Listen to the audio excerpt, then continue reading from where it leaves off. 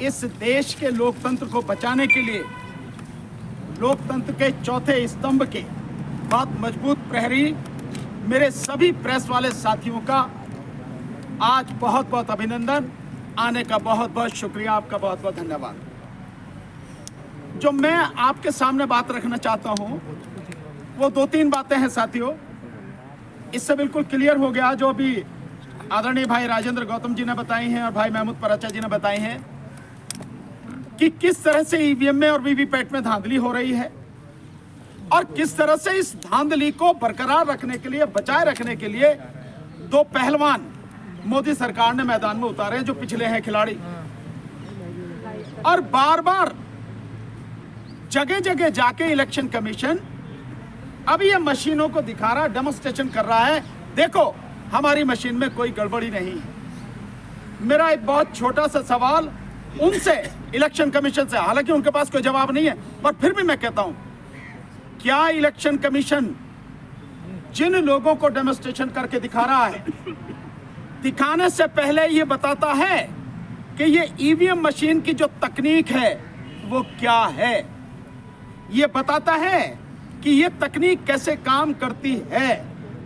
ये बताता है कि इसमें किस तरह से मैनिपुलेशन हो सकती है या नहीं हो सकती?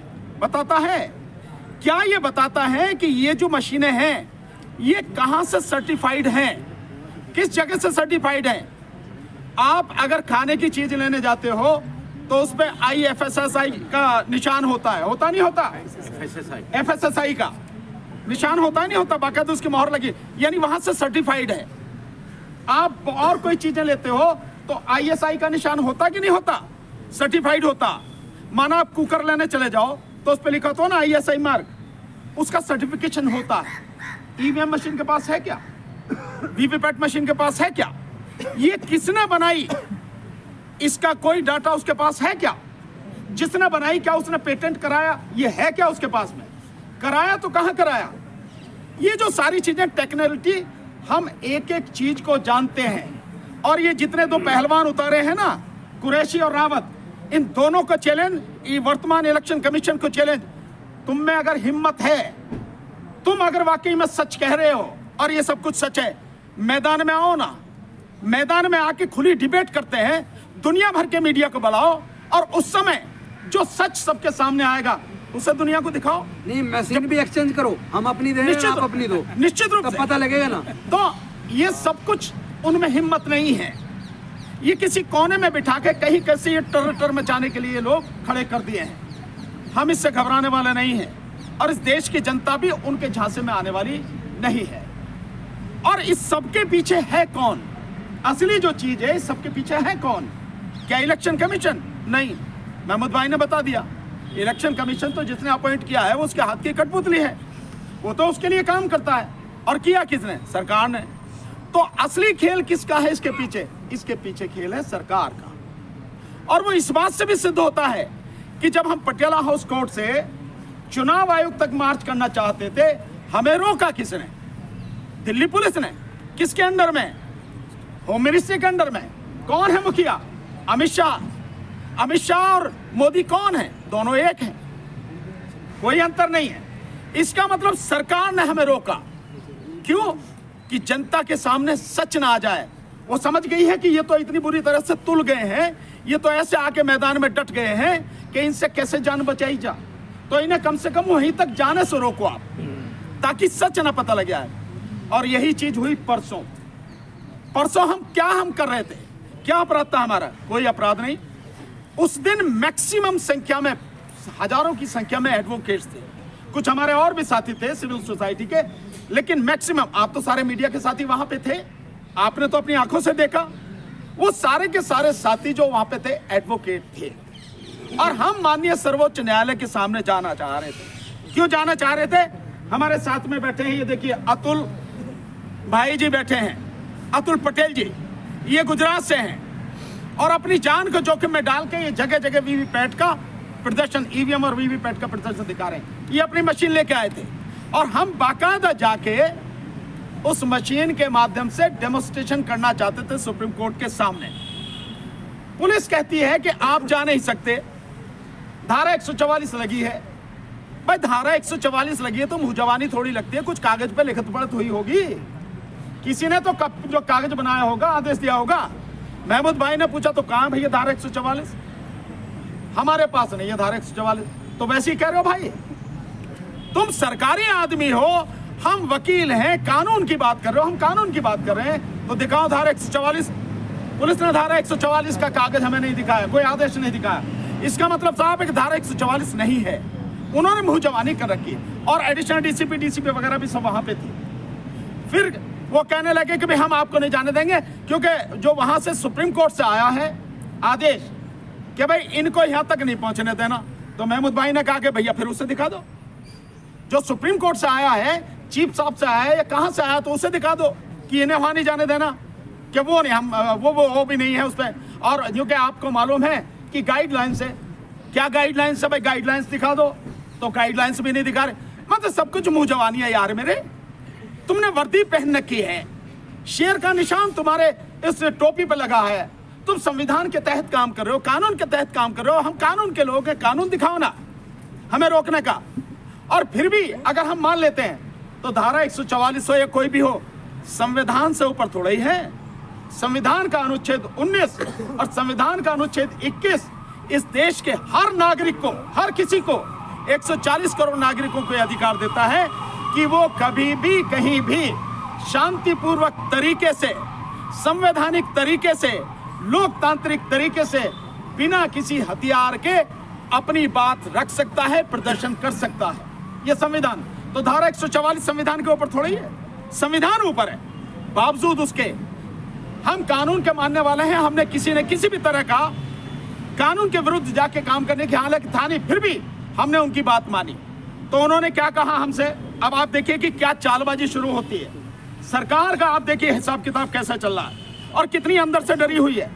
उन्होंने कहा कि भाई 4 आदमी चलो, हम सुप्रीम कोर्ट आपको लेके चलने। हमने कहा चल भैया। तो हम 5 आदमी हो गए। एक मैं था, एक महमूद भाई, एक हमारे सत्यप्रकाश जी एडवोकेट, एक हमारे साथी मुकेश राजपूत एडवोकेट और एक आदमी हमारे साथ दीवान सिंह एडवोकेट। हम पांचों को आप सबने रिकॉर्ड किया, गाड़ी में बिठा के हमें ले गए।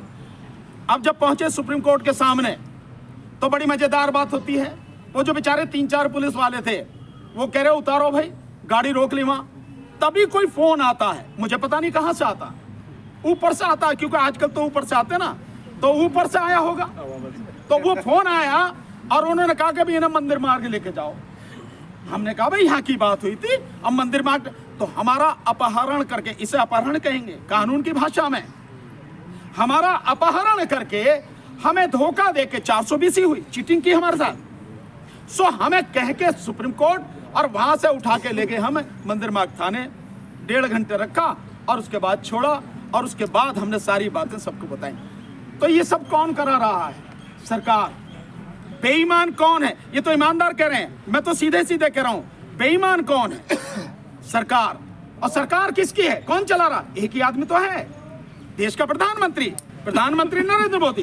बेईमान असली वो है, वो जो सच सामने नहीं आने देता। तो वो जो सारी चीजें हैं, सब कुछ लगातार हो रही है और सरकार अंदर से बहुत डरी हुई है। और लोगों का रेस्पॉन्स, मैं धन्यवाद आपको बार बार देता हूं कि आप जिस तरह से हमारी बात को लोगों तक पहुंचा रहे हो। लोगों का रेस्पॉन्स इतना जबरदस्त है कि हमारा जो फोन है वो हर समय एंगे जा रहा है, इतने फोन लगातार आ रहे हैं। ठीक है ना? बाकी उसके विषय में क्या करना, हमारे आदरणीय डीसी कपिल साहब सारी चीज बताएंगे। पर मैं एक चीज आपके सामने सिर्फ रखना चाहता हूं। हमारा प्रोग्राम अब इसके साथ साथ जो आगे चलेगा, इस समय 17 तारीख से यानी कल से जो प्रोग्राम हमने बताया था कि जो ज्ञापन देना है राष्ट्रपति को, वो 17 तारीख से सिग्नेचर करा के 25 तारीख को मतदाता दिवस पर हर जिले में देना है। लेकिन हमारे कुछ साथियों ने अभी से देना शुरू किया। उसके विषय में हिजम राजेंद्र सिंघा साहब के कहां दिया जा चुका है वो बताएंगे आपको। लेकिन मैं उससे आगे की जो बता रहा हूं कि आगामी जो हमारा प्रोग्राम है वो आपको और पूरे देश में लोगों को जाना बहुत जरूरी है। और इस बात को जितने भी हमारी स्टेट की यूनिट है, जितने भी देश भर में जिलों में और लोकसभाओं में हमारे साथी हमें देख रहे हैं, हमारे साथ जुड़ रहे हैं, ये उन सब से हमारा निवेदन है कि वो तैयारी इसके हिसाब से करें जो आगामी प्रोग्राम हमारा होने वाला है। मैं बता देता हूँ। तो जो प्रोग्राम है उस प्रोग्राम के विषय में उसको 31 की छोड़ देता हूँ, बाकी वो बता देता हूँ, ठीक है। हमारी जो नेशनल लेवल पे हर स्टेट में उनकी राजधानियों में जो मीटिंग शुरू होंगी वो 27 तारीख से शुरू हो रही है, 26 तारीख के बाद, क्योंकि 26 तारीख का गणतंत्र दिवस है। हम उसके विषय में कहीं नहीं चाहते कि कोई किसी तरह की कोई बात हो, तो वो 27 तारीख से शुरू हो रहा है। हो सकता है इन डेट में हमें थोड़ा बहुत आगे पीछे करना पड़े, लेकिन ये टेंटेटिव जो प्रोग्राम है वो ये है 27 जनवरी को हैदराबाद में हमारी बड़ी मीटिंग होगी इस ईवीएम के मसले को लेकर। 28 जनवरी को राजस्थान में गुजरात में राजकोट में हमारी मीटिंग होगी इस ईवीएम को लेकर, वहां और बड़ा प्रोग्राम है।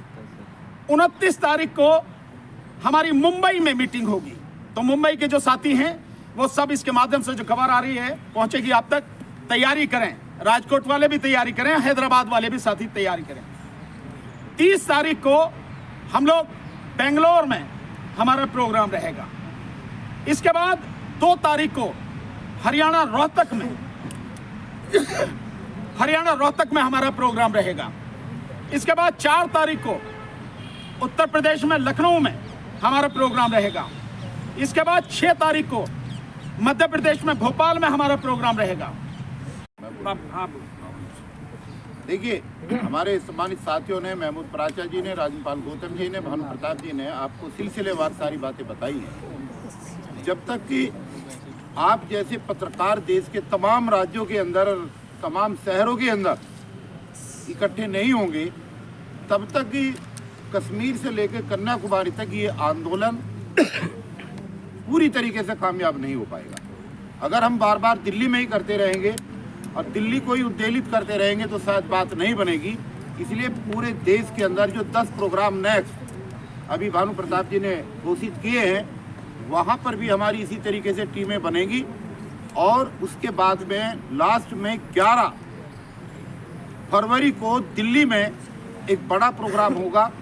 इसलिए जो साथी इस प्रेस कॉन्फ्रेंस के माध्यम से दिल्ली और एनसीआर के साथी हैं, जो अलग अलग संगठन चला रहे हैं, उन तमाम साथियों से मेरी गुजारिश है कि आप लोग एक कोऑर्डिनेशन कमेटी का मेंबर बन करके इस आने वाली 11 फरवरी के दिल्ली के इस ऐतिहासिक आंदोलन का हिस्सा बने और ईवीएम को हटा करके बैलेट पेपर से चुनाव कराने की इस मुहिम में हमारा साथ दें। दोस्तों, 1 नंबर हमने टोल फ्री आपके प्रेस के माध्यम से जारी किया था 9667722062 के नाम से। उसमें तमाम तरीके की बाधाएं आ रही है, और बाधाएं इसलिए आ रही हैं क्योंकि एक ही समय पर टेलीफोन करने वाले लोग सैकड़ों होते हैं और टेलीफोन में जो पासिंग होता है वो सिर्फ 1 या 2 नंबर हो पाते हैं। ये दिक्कत पूरे देश से आ रही है, पूरे देश से हमारे पास टेलीफोन आ रहे हैं।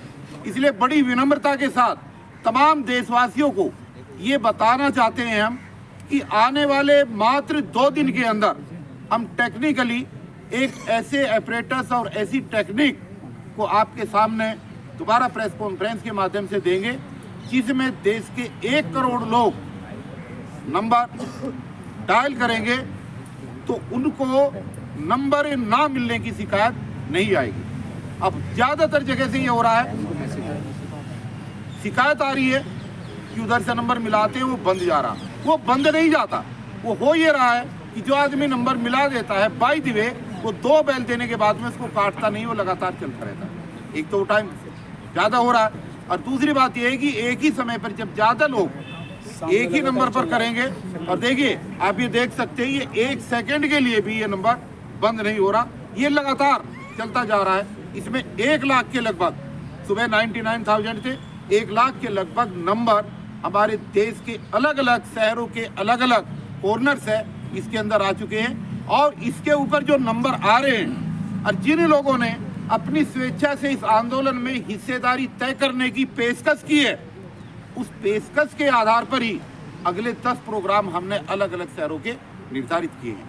जो शहर, जो राजधानियाँ, जो मेट्रो सिटीज जो है अभी छूटी हुई है, मैं उन साथियों से भी आग्रह करूंगा कि आप लोग भी इसका हिस्सा बने, आप लोग भी अपने यहाँ प्रोग्राम करें और जो गांव देहात मोहल्ले कस्बे के भाई और बहन हैं वो भी छोटी छोटी जगह पर जहाँ जिसके जितने संसाधन हैं, जहाँ जिसके जितने जानने वाले हैं, प्रोग्राम छोटा हो या बड़ा हो, अपने मोहल्ले में अपनी गली में इस तरीके के प्रोग्रामों को आयोजन में सब लोग अपनी भागीदारी निभाएं।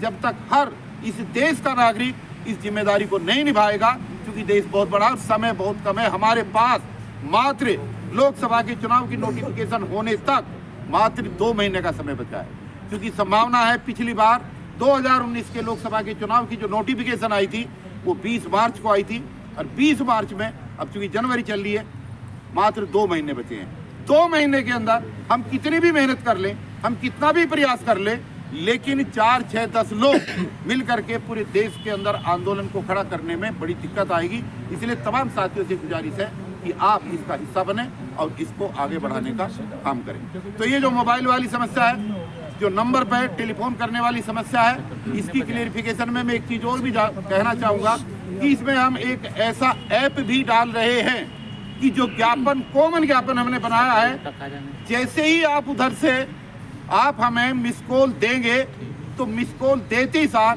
हमारी तरफ से आपको 2 लिंक जाएंगे।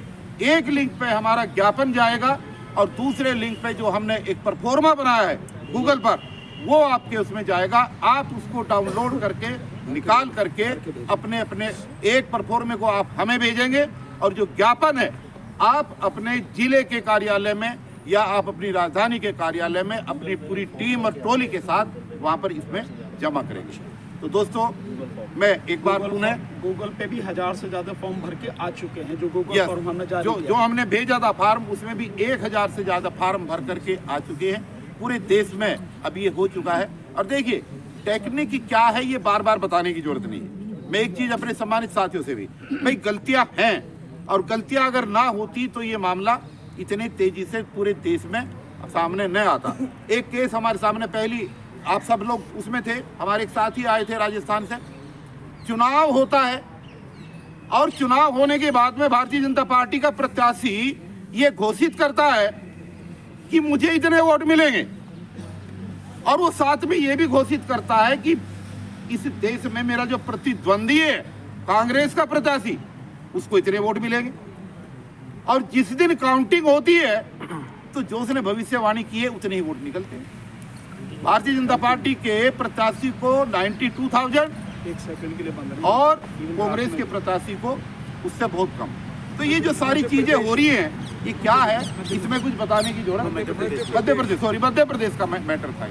और जो अभी राज्यपाल गौतम ने बताया, ये तो केस कई सालों से चल रहे हैं, क्योंकि मैं तो 3 चुनाव लड़ चुका हूँ विधानसभा का। होता यह है कि प्रत्याशी जो खुद अपना वोट दे करके आता है, उस बूथ की जब काउंटिंग होती है तो उसका वोट ही नहीं होता है कि उसका वोट खुद का कहाँ चला। उसकी घरवाली ने दिया, उसकी माँ ने दिया, उसके बाप ने दिया, भाई ने दिया, बच्चों ने दिया, उनको तो छोड़ दो, हो सकता है वो भी विरोधी हो, लेकिन आदमी का खुद का दिया हुआ वोट गायब हो रहा है जिस मशीन से, तो आदमी खुद अपना विरोधी कैसे हो सकता है जो लाखों करोड़ों रुपए लगा करके चुनाव में उतरता है। इससे बड़ी कोई धांधलेबाजी हो नहीं सकती।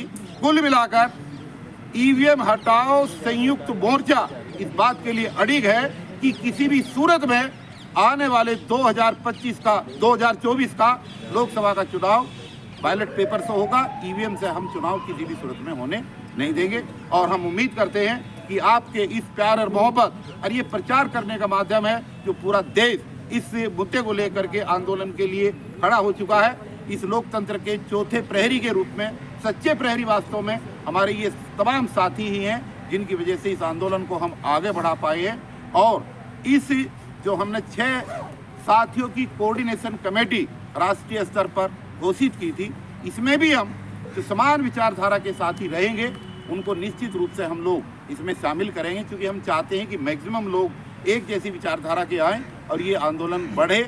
हमारे जिन साथियों ने देश के जिस कोने में भी, उनका संगठन चाहे कोई भी है, उनका बैनर चाहे कोई भी है, जहां पर भी ईवीएम के विरोध में वो प्रोग्राम कर रहे हैं, अगर उनको हमारी जरूरत है तो हम वहां पर फिजिकली जाएंगे, और जरूरत नहीं भी है तो भी हम वहां पर जाएंगे।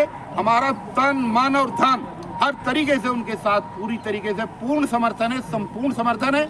और जो दिल्ली के अंदर 31 जनवरी को एक प्रोग्राम ईवीएम के खिलाफ होने जा रहा है, मैं तमाम साथियों को जो आपके चैनल के माध्यम से हमारी आवाज सुन रहे हैं, ईवीएम हटाओ संयुक्त मोर्चा इस बात का आह्वान करता है कि सब लोग उस प्रोग्राम में शिरकत करें, शामिल हो और उसको कामयाब करें, क्योंकि ये एक आदमी की लड़ाई, एक संगठन की लड़ाई नहीं है, बल्कि उन तमाम साथियों की लड़ाई है जो ईवीएम को हटा करके बैलेट पेपर से देश के अंदर चुनाव कराना चाहते हैं। धन्यवाद। मैं देख रहा हूँ अभी लाइव आपके डेमोन्स्ट्रेशन में ही कंटिन्यू कॉल आ रही हैं। आप लोगों ने पहले नहीं सोचा था या आपको इस बात की कुछ उम्मीद नहीं थी कि इतना बड़ा ये एक महाज बन जाएगा कि ये नहीं हमें कि पता था। लाखों कॉल जो है अभी भी मैं देख रहा हूँ और लाइव लोग देख रहे हैं कि इस वक्त भी कंटिन्यू फोन आपका लगातार रिंग हो रहा है। ये देखिए अभी भी कॉल एक के बाद एक के बाद एक चल रही है। नहीं, हमें उम्मीद था ये। नहीं फैन भाई, हम आपको बता दे रहे हैं, आप लोगों को या किसी को कितना एहसास है हमें नहीं पता, पर आप काउंट कर लेना, जिस दिन इसकी फाइनल टैली आएगी 25 करोड़ से ज्यादा फोन इसमें आपको मिलेंगे। हम इसका डाटा देंगे आपको, 25 करोड़ से ज्यादा फोन। आप देखना, हमें मालूम है कि कितनी गहराई तक आप लोगों के माध्यम से ये पेनिट्रेट किया हुआ है, गांव-गांव से कहां से फोन। इसीलिए हम कह रहे हैं प्रजातंत्र में वोट की चोरी देशद्रोह है। हाँ। और वोट की चोरी करने वालों पे देशद्रोह का मुकदमा भी दर्ज होना चाहिए। और ये चोरी नहीं, ये गुप्त डकैती है। चोरी का चोर तो पकड़ा जाता है, ये तो डकैती है। डकैती भी गुप्त रूप वाली डकैती है, इसमें तो चोर का पकड़ना भी बड़ा मुश्किल है। अब आपके जो सवाल हो, प्लीज आप लोग अपने सवाल करें। महमूद साहब, हाँ, सवाल आपसे है मेरा। साहब थोड़ा एक सेकंड। जो ज्ञापन है हमारा, आप लोगों को कैसे भेजा जाएगा, उसका लिंक वगैरह और कहाँ वो बताएंगे, और कहाँ जा चुका है ज्ञापन। दोस्तों बहुत बहुत धन्यवाद। मणिपुर से लेकर के महाराष्ट्र तक, कश्मीर से लेकर के कन्याकुमारी तक हमारा देश का नागरिक जाग चुका है। देश का नागरिक बनने की कोशिश कर रहा है। नरेंद्र मोदी जी ने देश के नागरिकों को 5 किलो अनाज में पालने की कोशिश किया था, लेकिन वो अब नहीं चलेगा। देश का नागरिक जाग चुका है। हमारे ईवीएम हटाओ संयुक्त मोर्चा का हमारा जो ज्ञापन है, उसमें हमने एक लिंक बनाया गया था। हमने लिंक बना करके हमारा जो वेबसाइट में भी डालेंगे, हमने सबको, हमारा मीडिया के साथियों को हमने इसको सर्कुलेट किया गया। अभी जो देश के जो अलग अलग कोने से, मणिपुर से लेकर के अलग अलग जगहों से हमने ये जो ज्ञापन जो है लोगों ने इलेक्शन ऑफिसर के पास सौंपना शुरू कर दिया है। मलकीत खामरा जी ने पंजाब से किया है, जलंधर से।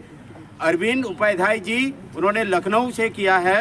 उसके बाद अरविंद उपाध्याय जी ने गोरखपुर से किया है। उसके बाद 2 जगह से, कौन सा, कानपुर से किया है। रहीबुल शेख ने असम से किया है। उसके बाद भानु प्रताप जी, ये भानु प्रताप नहीं, लखनऊ से एक और भानु प्रताप जी हैं। भानु प्रताप जी ने लखनऊ से किए हैं।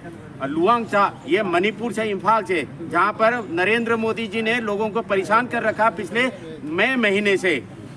लेजरस गोम्स, ये कलकत्ता से हैं। ये उन्होंने जो ज्ञापन ये सौंप चुका है। मिस्टर जमशेद सलीम बिहार से ये ज्ञापन दे चुका है। आज भी कई जगह से आने का बाकी है। हम आने के बाद जो है, हाँ जी, डॉक्टर दुआ ने दिल्ली से दे, हाँ, डॉक्टर दुआ जी ने दिल्ली से दे चुका है, लेकिन एक्चुअली ये 25 तारीख से देना था। 25 को ही देना था, पर कोई बात नहीं, हाँ, दोबारा दे देंगे उनको। तो ये अपडेट है, जैसे जैसे अपडेट होते आएंगे हम आपको सूचित किया गया है। देवरिया से, हाँ, देवरिया से, उसके बाद कानपुर से, मैनपुरी में वो सवाल जवाब कर लेते हैं, वो ज्यादा बेस्ट होगा। एक सेकंड, ये रतनलाल जी हमारे सुप्रीम कोर्ट का जो है एडवोकेट साहब है, बलराज जी हैं। ये देखिए सीनियर अधिकारी हैं, उनका भी बात रखना बहुत जरूरी है। बलराज साहब आइए, बलराज मलिक साहब। सर, आपने जो कहा 31 तारीख को और फिर कहा 11 तारीख को, अरे आने करिएगा।